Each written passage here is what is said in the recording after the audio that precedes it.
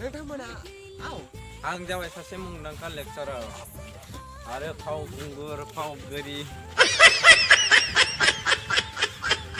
नांदों जोंनि बे गासै भिउफोरखौ नायनानै नोंथांमोना मोजां मोनगोन नायलांबाय था हेलो एभरिवान नै लोगोफोर बेलासिनि जों दा बेरायनो थांगासिनो दं फोथार बारियाव आंजों लोगोआव दङ नैथिं सासे सानै साथाम साब्रै आरोना जोङो ओमफ्राय होबाय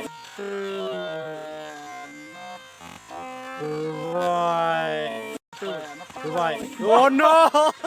दे बदे खनसे बदे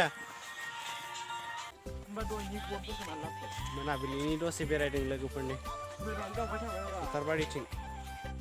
जोंनि फोथार बारिखौ नोंथांमोननो देखायनो आंनि मोनसे सेंग्राफोरबो दं नै साब्रै दं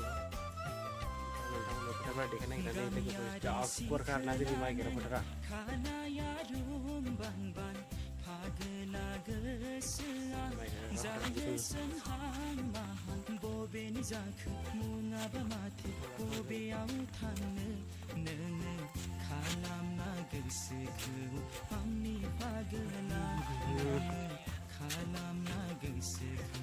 ओमफ्राय दैमा दं आरोना लोगोफोरनि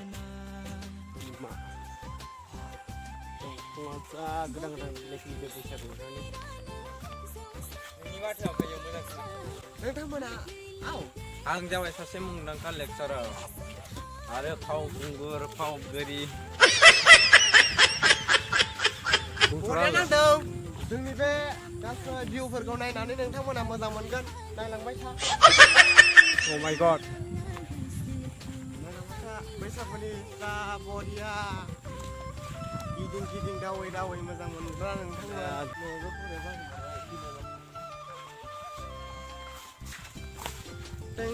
एक्चुअली ब्लग बानायनो सोलोंदों आरो दै लोगोफोर ब्लगखौ लोगोफोर बिदि बानायथारा ना दैमा हाबनाय आखार बेलथायनाय